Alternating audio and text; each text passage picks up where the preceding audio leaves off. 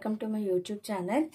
ఈరోజు మనము చింతపండు గుజ్జు ఎలా తీసుకోవాలో రెడీమేడ్గా చూసుకుందాం. ముందు వీడియోలో మీకు చింతపండు అనేది స్టోరేజ్ చేసుకొని ఉంచుకోవచ్చు అని చెప్పాను కదా. ఈరోజు మనం లైవ్లో చూద్దాం.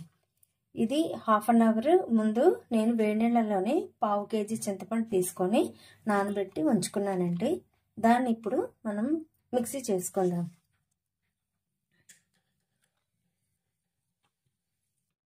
కొంచెం ఇలాగా మనం మిక్సీ జార్లోనే అనేది వేసుకొని ఇలాగా ఎక్కువ కాకుండా కొంచెం కొంచెంగా తీసుకొని మిక్సీ చేసుకోవాలండి. వాటర్ కూడా కొంచెం యాడ్ చేద్దాం.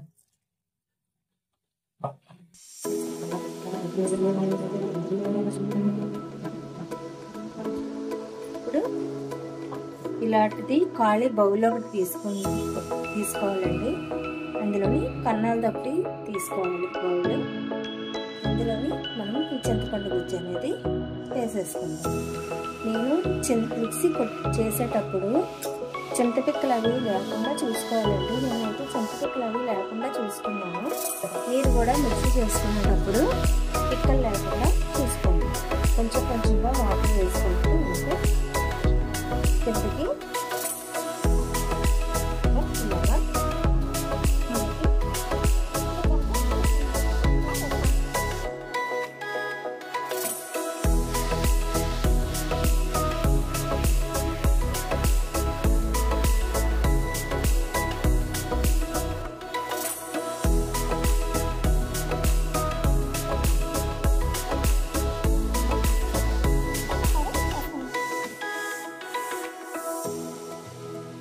కూడా మళ్ళీ మిక్సీ చేసుకుందాం. ఇక్కడ ఉంటే మట్టుగా తీసేసుకోండి.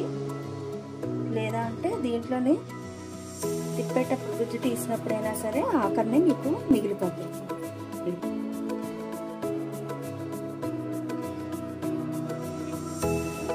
ఇలా తీసేసుకోండి.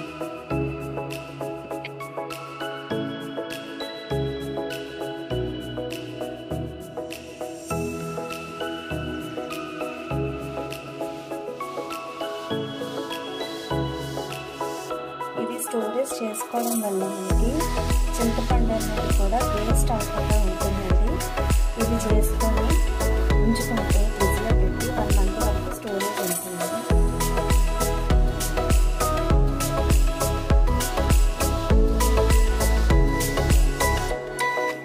ఇలా వస్తుంది. ఇట్లా అనేది లేకుండా మనకి విడిగా వేస్ట్ అనేది లేకుండా వస్తుంది. ఇలాగా తీసేసుకున్నాము. ఇంకొంచెం ఉన్నది వాటర్ వేసి కొంచెం తీసేద్దాం. ఎండలు ఇప్పుడు చాలా ఎక్కువగా ఉంటున్నాయి. దానివల్ల ఏంటంటే బార్లీ పౌడర్ కూడా ఇంట్లోనే మనం చేసుకొని స్టోరేజ్ చేసుకోవడానికి ఎలా చేసుకోవాలనేది నెక్స్ట్ వీడియోలో మనం చూద్దాం. మనం కొనుక్కొని ఉంచుకుంటే కన్నా మనం ఇంట్లోనే బార్లీ గింజలు అనేవి చేసుకొని స్టోరేజ్ అనేది ఉంచుకుంటే యూస్ఫుల్గా ఉంటుందండి. మనం ఇంట్లో నుంచి తయారు చేసుకోవచ్చు అప్పటికప్పుడు. ఇంకా ఇలాగ వస్తుందండి జ్యూస్ అనేది. కొంచెం ఉన్నది తీసేద్దాం. ఇగోటండి, ఇదంతా కంప్లీట్ అయిపోయింది. మనకి గుజ్జు అనేది ఈ విధంగా వచ్చింది. ఇదంతా వేస్టేజ్ అనేది మనకి వచ్చేసింది. దీనివల్ల ఏంటంటే మనకి వేస్ట్ అనేది ఎక్కువ అవ్వకుండా దీన్ని 1 మంత్ వరకు స్టోరేజ్ మనం ఉంచుకోవచ్చు. అది ఎలా ఉంచుకోవాలి అనేది ఇప్పుడు నేను చూపిస్తాను.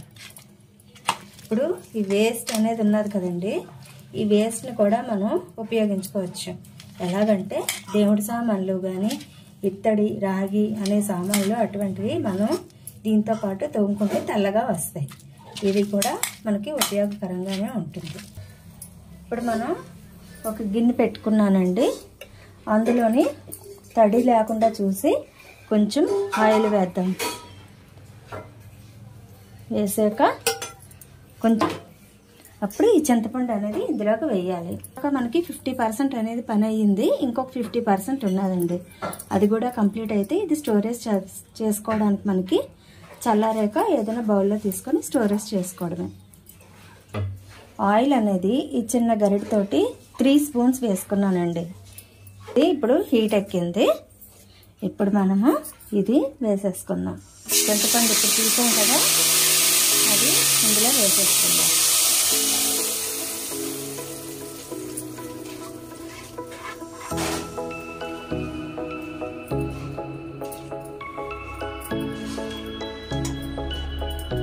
వేసాక దీంట్లో కొంచెం సాల్ట్, కొంచెం పసుపు వేసుకుందాం. కొంచెం పసుపు యాడ్ చేసుకుందామండి. ఈ చిన్న స్పూన్ తోటి 2 స్పూన్లు పసుపు వేసుకుందాము. ఈ పసుపు వేసుకోవడం వల్ల యాంటీబయాటిక్ కనుక మనకి ఆరోగ్యపరంగా కూడా మంచిది. కొంచెం ఉప్పు వేసుకుందాం. ఈ చిన్న స్పూన్ తోటి 3 స్పూన్స్ సాల్ట్. ఈ ఉప్పు పసుపు వేయడం వల్ల ఆయిల్ వేసిన తర్వాత ఉడికిస్తే దానివల్ల ఏంటంటే నిల్వ ఉంటుందండి, పాడవకుండా ఉంటుంది మనకి. ఇప్పుడు సాల్ట్లోని ప్లాస్టిక్ స్పూన్స్ అనేవి పెడుతూ ఉంటారు. ఉప్పులోని మనకి ఏంటంటే తడిగా ఉండలుగా కట్టడం వల్ల పాడైపోతూ ఉంటుంది.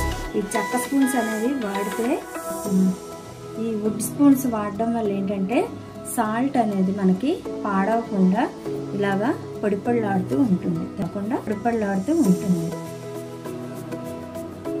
ఇప్పుడు మనకి ఇది ఒకసారి కలిపేద్దాం. ఇలాగ కలిపేసిన తర్వాత కొంచెం బాగా చెక్కపడినంత వరకు కొంచెం ఉంచుదాం. తడి తగలకుండా ఉండాలి.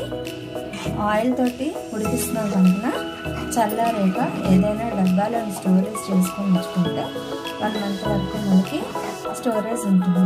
ఇదేంటంటే క్యారేజ్ అది ఉండేటప్పుడు ఎవరైనా గెస్ట్ వచ్చినప్పుడు కానీ ఏదైనా ఇబ్బంది లేకుండా, ఇది మనకి వంట చేసుకునేటప్పుడు చింతపండు తీసి గుజ్జు తీసి టైం వేస్ట్ అవుతుంది కనుక ఇది రెడీమేడ్గా చేసి ఉంచుకుంటే మనకి ఇబ్బంది లేకుండా వెంటనే అయిపోతుందండి. ఇది ఇంకొకసారి అడుగు నుంచి కలుపుకుందాం.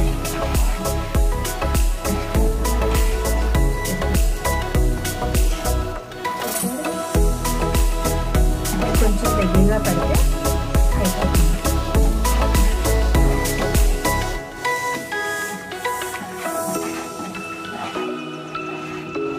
ఇంకోటండి, ఇలాగా చేసిన తర్వాత ఉడికాక దగ్గర పడుతుంది. ఇది మీడియం ఫ్లేమ్లో పెట్టి చేయించాలి.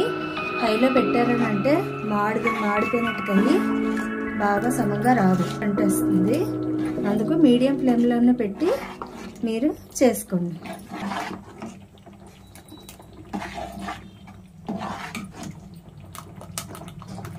ఇది ఇలా చేసి స్టోరేజ్ ఉంచుకోవడం వల్ల ఏంటంటే అప్పటికప్పుడు పులిహోర చేసుకున్న పోపు వేసుకొని ఈ చింతపండు కలిపేసుకుంటే మీకు ఈజీగా పులిహోర అనేది కూడా రెడీ అయిపోతుంది.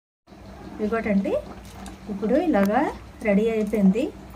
ఇంకా గరిటెతోటి ఇలా తీసి వేసేటప్పుడు మనకి ఇలాగా చిక్కతనంగా ఉంటుంది.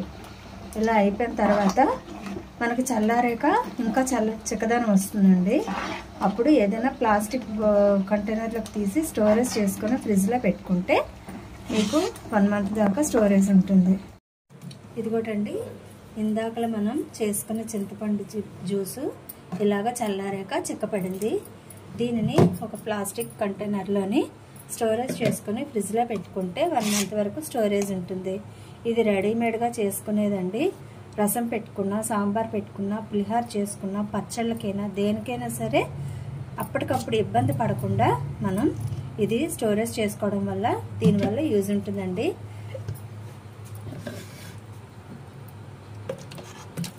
ఇది ఎటువంటి కెమికల్స్ లేకుండా స్టోరేజ్ చేశానండి. ఇది వాడటం వల్ల మనకి ఎటువంటి సైడ్ ఎఫెక్ట్లు ఉండవు.